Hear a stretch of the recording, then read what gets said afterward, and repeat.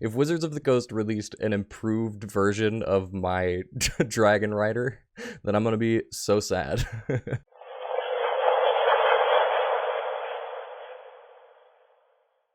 Hello players and GMs, I'm Reese, and welcome to another video by Jetpack7. Before we get started this week, I just want to send out a huge thank you because we have already hit 2,000 subscribers on this channel, and that is freaking insane to me. I released the 1K subs giveaway video 3 months ago, which means in 3 months we went from 1,000 to 2,000 subscribers, which blows my freaking mind. So thank you all so much for your support. I cannot wait to see how much more this channel grows, and I love hearing from the new people and the people who have been here since the very beginning alike. So thank you all so much. In addition, we are in the absolute final stretch of the Blackstorm Realms Kickstarter with just about 50 plus hours to go now. So if you want to get your hands on this book and basically get a pre-order as well as some other cool rewards, then go ahead and go to our Kickstarter page. I'll put the link to that in the description below. This book is going to be an amazing time to create, and we can't wait to see what you all think about it. This week, I wanted to take a look at the new UA subclasses that have just become available about a week ago. I have been hearing really crazy things about them. People seem to love them, so I wanted to take a look at them, an in-depth look with you all there with me, and react to however strong they might be, because I've heard they are very cool. So once again, these subclasses seem to be made by that same writing team with the core of Dan Dillon, Jeremy Crawford, Ben Petrosor, and Tamor Rehman, and then with the addition of James Wyatt. The subclasses for this Unearthed Arcana are the Way of the Ascendant Dragon, which is a monk archetype, and then the Drakewarden, which is a new ranger archetype, which I think a lot of people have been dying to see. A lot of people really want more of both of these, and hopefully these can add some additional strength and maybe some variety to these classes, because Monk and Ranger are generally considered some of the weaker classes in 5th edition when you look at their relative strength to the rest of the classes. So the first one on this UA is the Way of the Ascendant Dragon. That's the monk archetype. Let's go ahead and just read through the thematics here, kind of see what this is about. It says, monks who follow the Way of the Ascendant Dragon revere the power and grandeur of dragons. They alter their own ki to resonate with draconic might, channeling it to augment their prowess in battle, soar through the... Okay, so I mean, it's a dragon monk. It's a monk that pulls their ki power from the magic and power of dragons, I guess. As a follower of this monastic tradition, you decide how you unlocked the power of dragons through your ki. Some origin features here, pretty much just flavor stuff. You honed your abilities by observing a dragon and aligning your ki with their world-altering power. You studied a monastery that traces its teachings back centuries or more to a single dragon. That's cool. So, yeah, basically you have connections to a dragon, whether through spiritual connections or your monastery is actually, like, started by a dragon. Who knows? But either way, you have dragon power. So let's see how they take that into account here. At 3rd level, this is the very first feature you get from this archetype. You can channel your draconic ki to imbue your unarmed strikes with the essence of a dragon's breath, and to use your connection with draconic creatures to magnify your presence. You gain the following benefits. When you damage a target with an unarmed strike, you can change the damage type to acid, cold, fire, lightning, or poison. That's interesting. So instead of dealing physical damage with your strikes, you can just straight up change it to some sort of elemental damage. If you can't already, you learn Read and Write Draconic, and if you fail a Charisma, Intimidation, or Persuasion check, you can use your reaction to re-roll that check as you tap into the mighty presence of dragons. Once you manage to succeed, you can't use it again until you finish a long rest. Okay, so you can just use this as many times as you want until you succeed. Once you succeed, then it goes on cooldown. That's cool. So it's essentially giving you, like, the base draconic features. When you're fighting against a dragon, obviously there's their breath attack types, and these are all the breath attack... I believe this is all the damage types that a dragon's breath attack can take: acid, cold, fire, lightning, or poison, between both the chromatic and the metallic dragons. And then the intimidation persuasion thing, when you get to a certain level of dragon, maybe it's all of them, I don't really know, but most dragons have the intimidating aura, the fear aura that they use anytime you start your turn close to them, or anytime they start their turn near you, then you have to make like a wisdom save or you're afraid of them. So it's kind of giving you these like base draconic characteristics to go with your archetype. Also at 3rd level, this one's probably going to be a bit more active, I would assume. Breath of the Dragon, you can channel your ki into destructive waves of energy like the dragons you emulate.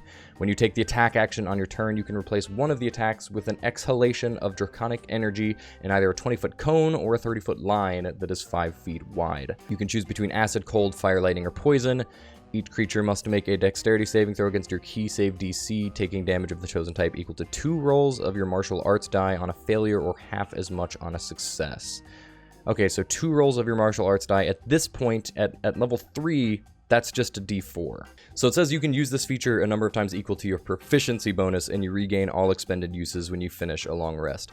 So that's actually really nice. When you have no uses available, you can spend another ki point to use that feature again. So you can actually use this a fair number of times without having to actually spend any ki points at all, and then when you want to use it more, you can, which is really awesome. I don't think it's quite worth it to use the ki points until your martial arts die goes up to a D6, but this can do some area damage rather than just single target damage, so in the right situations, this could be really strong. It kind of feels like they're just improving on the way of the 4 elements a little bit with this one, but we'll reserve our judgments. At 6th level, you get Wings Unfurled. When you use your Step of the Wind, you can unfurl spectral draconic wings from your back that vanish at the end of your turn.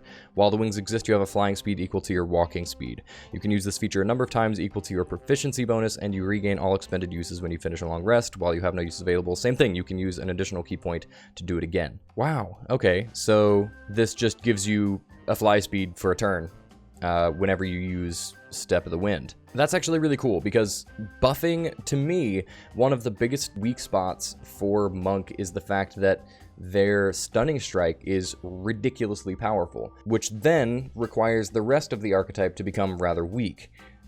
Buffing the other uses of ki points makes a Monk it makes them feel a lot better to play, and gives you a lot more options rather than just becoming this walking stunning strike machine.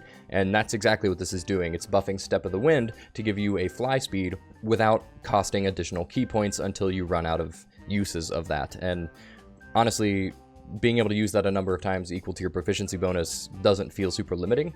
The majority of the game, you'll have 2 or 3 uses of that. So that's 2 turns of flight equal to your walking speed, which as a monk is really nice. Not to mention if you use Step of the Wind to dash, then your walking speed is doubled.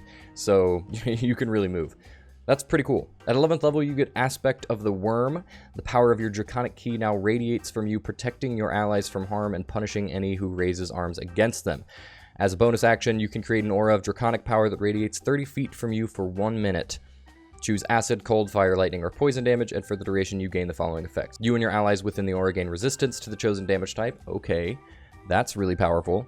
Waves of destructive energy flow out from you and your allies when any of you are attacked. When you or one of your allies in the aura is hit by an attack made by another creature within the aura, the target that was hit can use their reaction to deal an amount of damage of the chosen type equal to 1 roll of your martial arts die to the attacker. Once you use this bonus action, you can't use it again until you finish a long rest unless you spend 4 ki points to use it again. So this is, you essentially just create this aura 30 feet from you. All of your allies gain resistance to that damage type, and then anytime any of your allies within that aura are hit, then they can use their reaction to deal damage to that creature. And at 11th level, that's just a D8. So it's not a huge amount of damage, but if there's like only a couple creatures in that aura that are attacking your allies and your whole party uses their reaction to deal this extra damage, then it can actually start to add up pretty quickly. Those creatures will start to get burned down unless they also share resistance to that damage type. At 17th level, you get Ascendant Aspect. Your Draconic Ki reaches its peak. You gain the following benefits. You gain Blind Sight out to 30 feet. Within that range, you can effectively see anything that isn't behind total cover, even if you're blinded or in darkness. Moreover, you can see an invisible creature within that range unless the creature successfully hides from you. Wow, okay. So blind sight is pretty huge. I don't know if you all have ever played, if you've ever run a creature that has blind sight or anything like that. It's very powerful. Allows you to just instantly see through illusions and everything like that. It's very potent.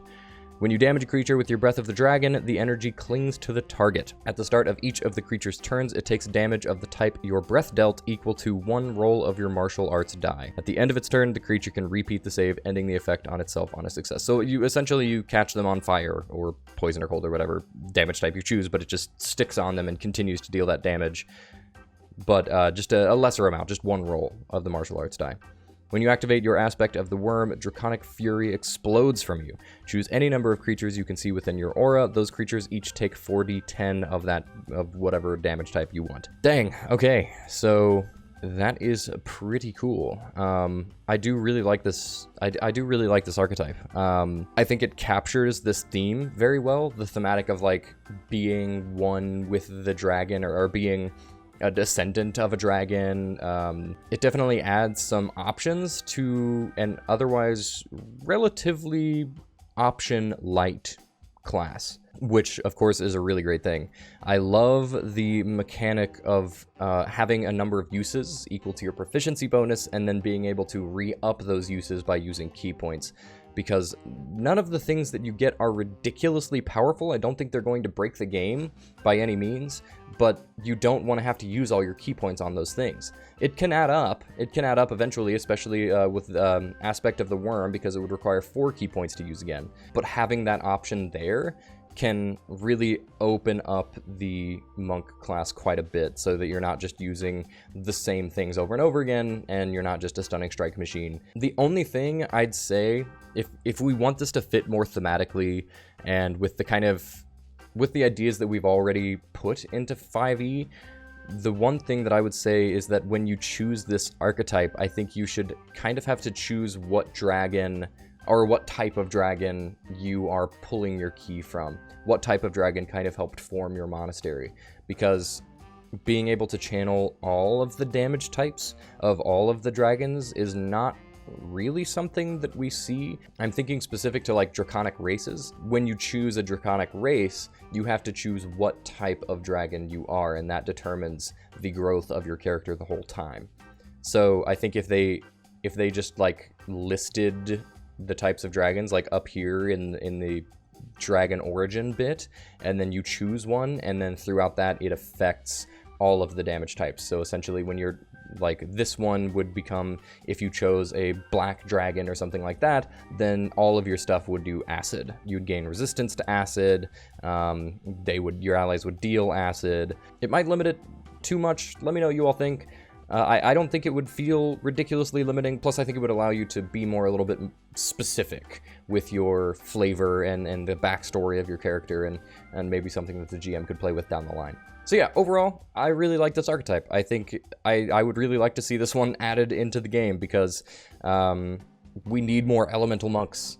And I think going about it from the draconic perspective gives you plenty of flavor that has already been established in 5e, and will just make writing an elemental style monk a lot easier and efficient. Next up, we have the new ranger archetype. Now, as a bit of a preface, I am very excited for the future of the ranger class, and that's largely because I have been playing the Baldur's Gate 3 early access, and they've made some changes to the ranger in that game that lead me to believe they've been theory crafting a bit of new stuff for the 5e ranger in the actual tabletop RPG, which I am very psyched for, because I've always loved the ranger. It's obviously one of the weaker classes in the game, but despite that, I love it, and I hope that some of those changes stick. If you all want to see a video of me breaking down all of those changes to the ranger class that they've made in Baldur's Gate, then let me know in the comments, and I will definitely go over those and maybe show you some gameplay of that game as well. So to start off, this is the Drakewarden, another dragon-themed ranger archetype.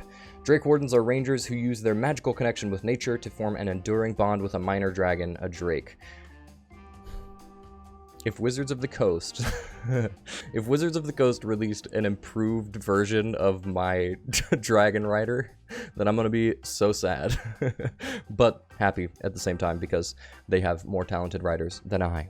Consider how your ranger gained their bond with the Drake. The Drakewarden origin table offers some examples. Starts off with some Drakewarden origin stuff, just flavor stuff.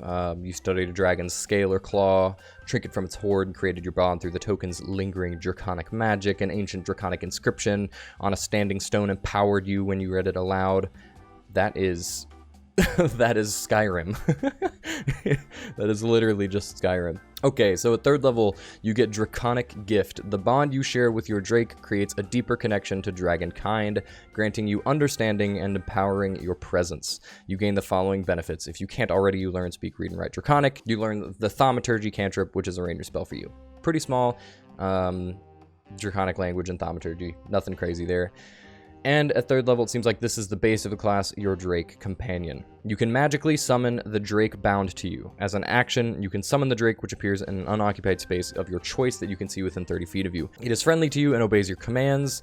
Its game statistics are right over here. I will take a look at those in a moment. It seems like it kind of operates as the revised Ranger Beastmaster Companion, because you can see here that it uses the proficiency bonus to help determine natural armor, which I believe is similar to what happens with the Beastmaster's Companion as well. When you summon the Drake, choose a damage type listed in its Draconic Essence trait. You can determine the cosmetic characteristics of the Drake. You can choose what it looks like. In combat, the Drake shares your initiative count, but it takes its turn immediately after yours. It can move and use its reaction on its own, but the only action it takes on its turn is the dodge action, unless you use a bonus action to command it to take another action. That action can be one in its stat block or some other type of action. If you're incapacitated, the Drake can take any action of its choice, not just dodge. When you are on your turn, you have to use your bonus action to command the Drake, and then right after you, the Drake will be able to take that action. That seems reasonable enough. Once you summon the Drake, you can't do so again until you finish a long rest, unless you spend a spell slot of 1st level or higher to summon it. Oh, that's cool. So you can only summon it once per long rest, but you can resummon it just by expending a spell slot. Okay, and this answers my next question. The Drake remains for a number of hours equal to your proficiency bonus until it is reduced to 0 HP until you use this feature to summon the Drake again or until you die. Anything the Drake was wearing or carrying is left behind when the Drake vanishes. I actually like that they added that last bit at the end, because it very much implies that you can armor your dragon, which is pretty funny. Okay, so let's take a look at these stats here. So it is a small dragon. I wonder if it gets bigger as you level up. We'll see. So it is small, armor class 14 plus your proficiency bonus. So at initially that would just be 16. Hit points is 5 plus 5 times your ranger level. Yeah, so at 3rd level initially it'll have 20 HP, and then if you take a short rest or whatever, then you can restore its HP with d10s. Yeah, so nothing really crazy here. When you summon the Drake, you can choose what type of Drake it is, essentially. That'll also determine its damage type and its damage immunity, adding your proficiency bonus to its hits, d6 piercing damage, and then it actually adds its proficiency bonus in damage determined by the essence. So the elemental damage that goes along with a dragon's bite is actually just the proficiency bonus, so it's just a set amount with every hit. I don't really get why, because that's not how dragons work in the rest of 5e, but I guess this isn't like a normal dragon. And then it has a reaction here called Infused Strikes. When another creature within 30 feet of the Drake that it can see hits with a weapon attack, the Drake infuses the strike with its essence, causing the attack to deal an extra 1d6 damage of the type. Okay, that's actually really cool. So now it's determined by a d6 instead of up here determined by a d6. I don't really know why, but either way, I really like this idea because you can essentially buff your allies, not just your summoner, not just the ranger, but you can actually add damage to anyone that's kind of up in the business of the fight. So you can still play sitting really far back as a ranger with your longbow, and then you can send your Drake in, and they will be able to also use their reaction to add damage to your allies' attacks, which is pretty cool.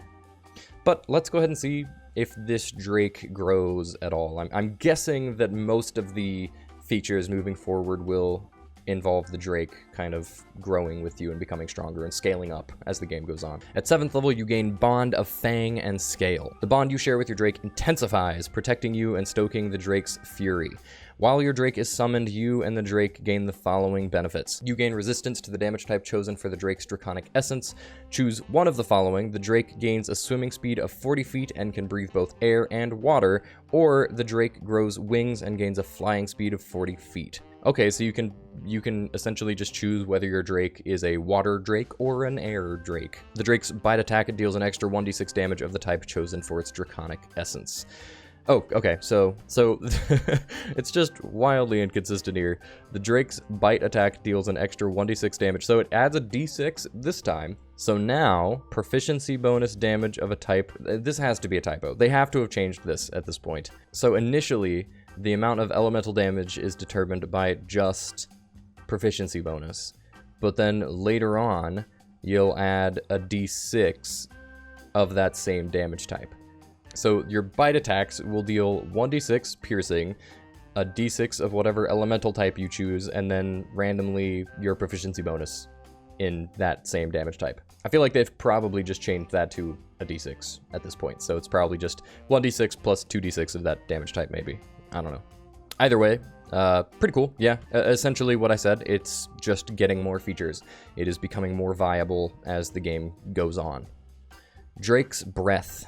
As an action, you can exhale a 30-foot cone of damaging breath or cause your Drake to exhale it. Choose acid, cold, fire, lightning, poison damage. Each creature in the cone must make a dexterity saving throw against your spell save DC, taking 6d6 damage on a failed save or half as much on a successful one. That's pretty cool. Yeah, so it's essentially just a little weaker version of a dragon's breath attack that either you can exhale or your dragon can exhale. And then that increases to 8d6 once you reach 15th level. The fact that you can do it for free once between long rests is really nice. And then again, it has this mechanic where if you wish to expend further resources to do it again, then you can, which I really enjoy. I don't know if you'd get a whole crap ton of value out of doing it again, but if you have a bunch of monsters grouped up, you can exhale this breath in a cone and absolutely rip them apart, which is really good. So yeah, I actually enjoy where this one has gone. Getting a breath attack at this point in the game feels it almost feels a little bit late, but it still